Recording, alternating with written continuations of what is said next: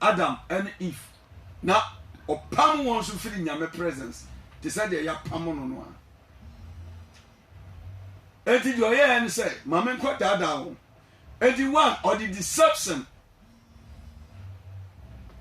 What the deception and a coin alcohol purposely to deceive man and to rob man of the inheritance nyame dia ma no any the glory nyame dia ma nipa the number one purpose owura hono no na sa ne nsa be kan age so ko deceive no se ne nsa be kan sa tumi no nyame dia ma nipa na age so de nada because okuta safano dada tubena ko kan jan say fa safano sha me nsem abaka jan say nyame na dia ma me nteme mfa ma but wadada no normal consider bi besi oni nyame ntamu dia onimiye se ne nyame be pu nipa nyame be reject nipa na niama pa nyame asisa ma nipa ni nyina ebeye kwa endi obomo homodin bia se wo be dada nipa na wagye sa anionyam no wamana bonipa ono de ntimi nko ne hobie se nyame ba nipa nkyɛn ani nipa bedi nkomo ewo Garden of Eden onim se ebeye den so no obenya access ti se nipa nyande a obema na hwere nipa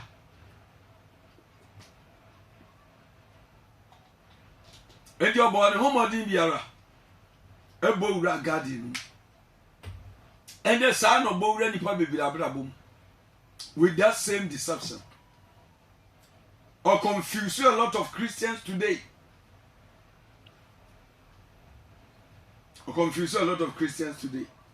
And your dada obano and no kaja say obwa and your won na mubewu na mom money bete money bebie mo so mo be se urate na mbehu papa asem boni o cancer pe oba na ye curious ama ni ko hwe diaba no na ni bo diaba no so pa an attraction eye adwuma one of the powerful tools Satan use in these last days attraction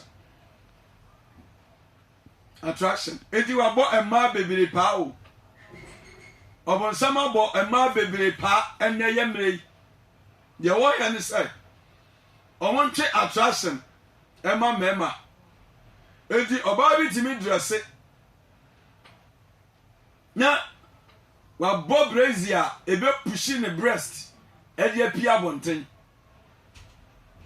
attraction obema hu a na attract no akọhẹ na twe last any fornication at the amano ayabon some agenda enura na metie nwum bi me omo bobo nwum wa TV so a na anwumtofo ko bi bae wagina pulpit so atu nwum o entade a no masa egina so moto gospel no I tell you say so bon sam bia disco kra obefere so de beko but omudi jina nyame pulpit so I'm in South Africa omudi jina pulpit so to gospel e chere enti wan bon sam nyansa no sa no ye no wo ko say wo kotie nyam nyom but yakobie so atrew ani yakohu attractive ti wo ba fie nyina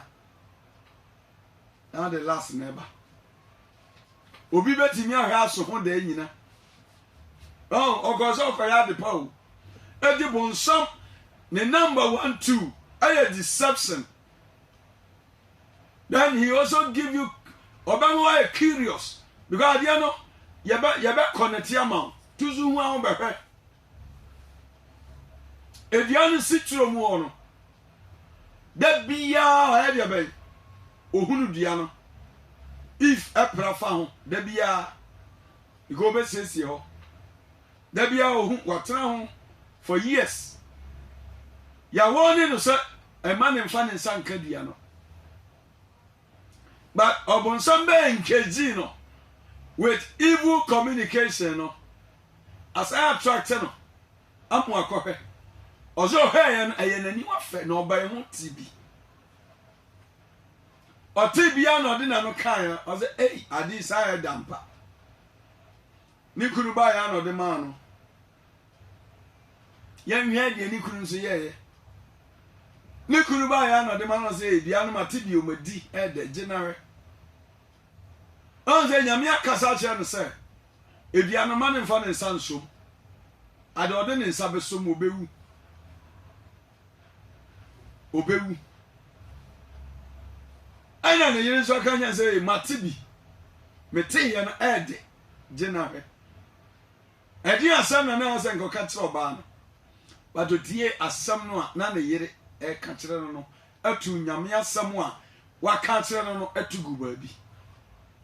Edi wotie nipa. Aya na yiri if. Ena o man nyame asam no eye nkwasa asam wo ni so. Ana no so ji ye no ka mu no di ye. O mu di wie ye pe. Obonsam another weapon a o use di nya elipa bebere wasase so. Ah your friend disobedience no accept place or take place. Wama wana ya soden atie awurade asem.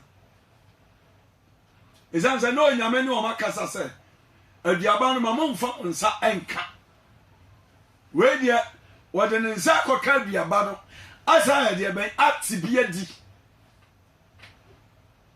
And you disobey God. The rule. I nyame ne ma won we disobey. We disobey. We disobey. Adofo baby aye turu no say ya ma ya ni ante ansene bonsama obedisivu. Obedisivu. Ha mu ofia onturu da bi betimi aba. Obi betimi abo awura mumu. Sabo ya wa afoi. Obi betimi abo awura mu. Third person. Se mo mani ana ho obegu awade no. Ajumam obetimi aba. Anza Adam and Eve ti wa na bonsam nko ho no. Wan tachi bia no. Wo believe asama na nyame ade ben. Waka no. So they obey. But the moment obonsam ko wura won firi. Now osha say or convince one through deception. When you are madwen e de adwuma. Ofa oba no so. Ewia oba na dwen. E dada no. What did nefe or the nefedefesem ediama Adam efsiase wodi wie ye pe ana awurade sane ho ana bisa se Adam na wan tie gomo ne ye obi jan se na wan o so wura me hu se wo ba no ana me be pe ba bi ate mamen ga sam tira wo ha obonsam de o wi nyina ne se obeyi nipa free nyame presence o ne botai nyina no he is taking man out of the presence of God so that God cannot communicate, God cannot relate with man. Joko da wa we di aduaba no wie no wo hunu se afede wo dedeja ana wo hunu ana rabi bisa ne se why ana wadada wakacha say wo dedeja because initially na on share dada njeze dia namba aduaba na me share say menni no wakodi ana adofo no onipa hwe ase ha ne fi na enani na nyina obonsam gusu a wo dede nipa na dani da nyina omo nipa hwe ase empo wono ma woti nyame asorfi obonsam gusu a onam na de kwan so ema bebere ehwe ase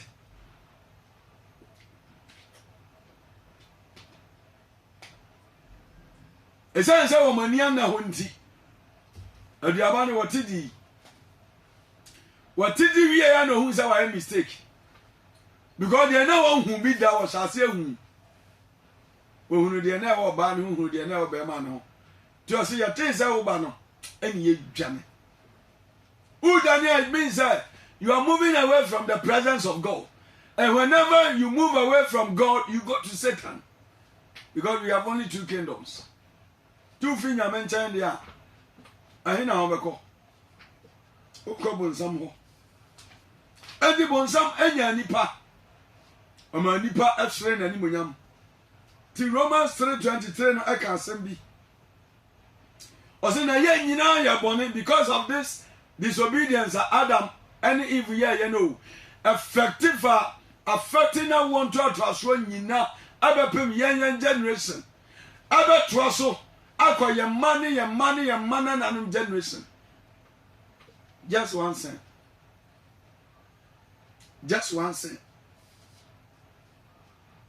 and na me na so bi say abrante bi a ne papa ewo sika na owa house boy ni waje na japade na house boy no esa ni papa ni semuti wakum papa no abofra no susa wakum maame aka ho ana abusua no so ennim papa na japade edi house boy na fa ni nyina wanya documents e baake obisa de no beye akakabensem e no beye edi akyere abusuafo ene abofra ketoa no we na nyame nchaade abofra na banyi ene obi di documents no akoma abofra no ufisa de na abofra no beye immediately obekọ court na wakoma asam no so na ye di asam no esanse owo papers a e back no adofo no ene ubowura Kristo asafo mu a obonsam de sa na ede ya odiwura edi ntromi ogusu a order da nipa onyayo ene wo mmerey ene dis a Christopher yamaya ni anahwa afebaba afebeko yebeda so ayenkoa ama Satan even though no offer Christo ni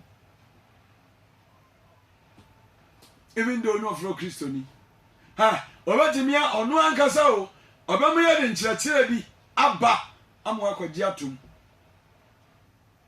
enna nkyerɛkyerɛ na da nkyerɛkyerɛ obaba so esofo enti onu so kyerɛ na o kyerɛ grace ase wo bra wonte ase se grace ni se ofa Yesu so kra na waje nkwa oya bone se de grace nti adom nti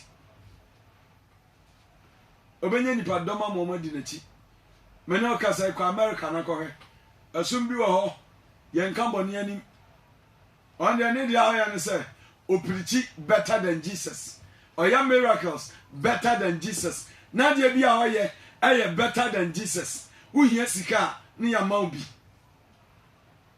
omodo omo ho edi ahiafo de nka bebere be ko papa ba ni nyina ne say okwa yama osoe say Yesu oni sika oni kapre na say yama wadi nam so Jesus na be for Satan udi na so Jesus a why na hosom no anya bonsam edi ya be da down sa na wura mu wie ni enya ntwema na say wa ba ya won dia san na da no na bonsam guso a wode ya adwuma no ya ba mu abobra ansa na mfata boni a wotim adwaman a wotim no yanka wasam o aponi krono a wobo no yanka wasam na aboafu adozo esofo nyame asoma no sa onfa fa hodie na onko kan kwajesem adofo no ba bia yaduru no you have to open your eyes sa wanya open eyes a obunsam ba wiawo mekana video so anchai sa nipa bebire wo ha bonsama bo won pa wo ya adwuma ma no ba woni on your feet sir your life na obo ilanza oba dress na ni true mu nyina gu ha obi sa na some ebo life ti asam no yo wajani no fu nyina gu abonten oso obo life na sram ne na wa mu ne anga wa nyina uhu ana na wa design ntade a eba fete edoze na ma shenika eba da ban ukobisa na baka se ene we mi ani bie wa nya bi no wani a de ban afira de course wo edi ntro wan sa eguso a ya aduma izenza bon sam ka se anya na krasa mu bewu o adamu be di no mani be bie edi nipa ni abue ena abesi se oba shenika sabi be ma kra nse ni sira mu nyina agu ho de be ma hu a ebe atrate no amana di na chi ni nyina agu ho ukobisa na osimani abie ntia because university ba ye no afeje mani abue san kan ne magimi enyawa bonsam aba pa se nyame bua wa bie wani honhomu a ubesu akwa awurade anim agisra boni for free eni bonsam aba pa ba unim wa ma wa juma se nyame ma wa juma otua uka se awurade ade adwuma soma wa otua uka adwuma ya me yi se me ye ni yi a awurade na betua meka saara papa ana sabon samso mo adwuma ya ono so ba mu akatua abamu akatua tubo za ba fete kama ha ana bon sama bo modia ade nada ne nefedefe sa deception ade awura nyame fie o some of the churches some enya ni nyina ebinom wa wura wo asa even asofo mu mpo no watimi a create a cultic group or some of the churches mu no kwa sam na meka kire ono no kwa sam na meka kire ono wie no enti oye nyame sofo osi nyame asa na ngo but oye okot ebinom ewom sa bonsam no no onso bowra garden no o ma wa ya dia ebe nyame eya na nyame ayi wa firi ne mam edi ena de odinam no no edu bowra nsori mu a ye wo wono ma nye nyame asa no okotie o wanya atade papa bi edi ena kwase de atwato yi o de betre watimi atade mono wanya mpabu amono edi ni motive ne se ono so tira se yes ono so wa babi ha nyame ya adema kwase de di anima eye first Sunday odi a console bia mu obenwa asem ya mekan nipa dom a wanya huhu asore mano na bizanza ya no mo won wanya tade mo no odi be kire odi ya ko rounds na ko he enye bon sama janda no opese o wie nipa efiri nyame nchen said no yamano red card sa only chance so be ko nyame nchen bie mu no sara no opese won so nyame nyew edi odada no wa wie wa firi nyame nchen odada said be ya obewie awo ti sa disobedience no odi bi yeden odi bi brew he obedima fa oyere so akasa kirew ama wa sode atia awurade sa no obedima fa okunu so obedima fa unua ba ma no unua ba so obedima fa osofo so se sofo ma no kwan a obeka nsam a eya abeya wasomu dan ko a asama bebo boni ati ama wa twe ho afiri ho no de dabi enti na ye wo good teachers and good preachers wonim sama moka they motivate the congregation oba no be motivate you na ya boy ensem pra na ya soro na ye ko enti from January eba be see December ye mmobo ne so ba akokra ntsere 20 ways to get rich 40 steps to make it in life adofono make it in life unya wiase japade nyina na afso kra nkwaje a what have you done edian why unya wiase ka papa nyina unya wiase dan a efe o ka condition bom na o ko na o ba na unya ni nyina na afso nkwaje a what have you done then why you lose the one thing that is most important.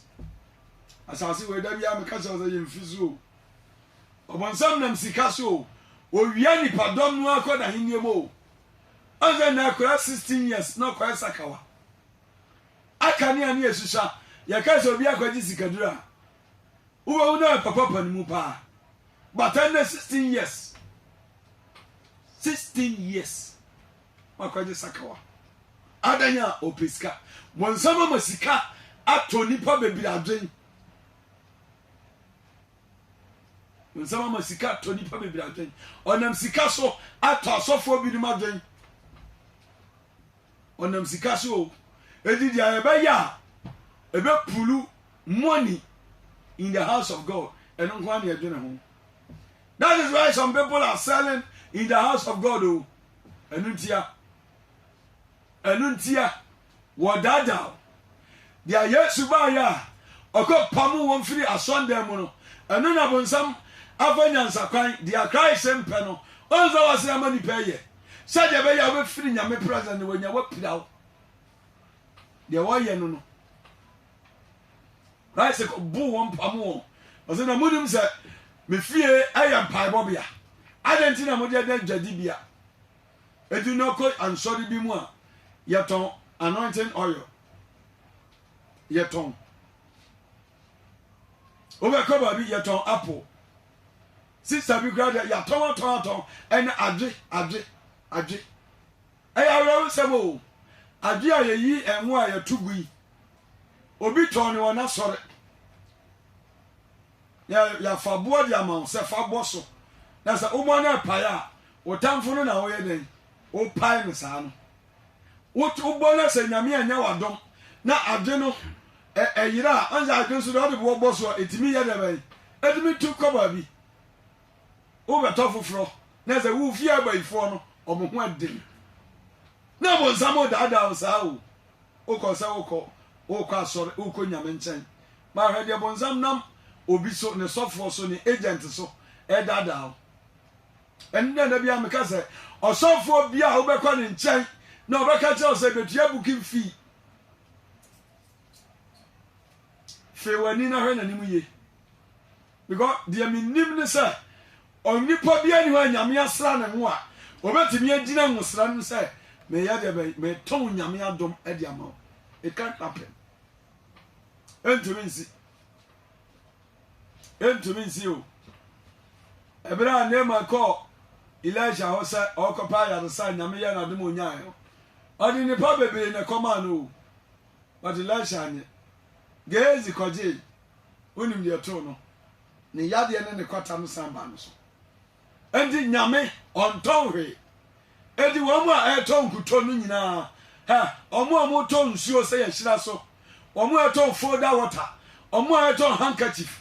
Odafo ni nyina eya kowisem eya atorosem eya nadasem na eya Satan ana abawura woma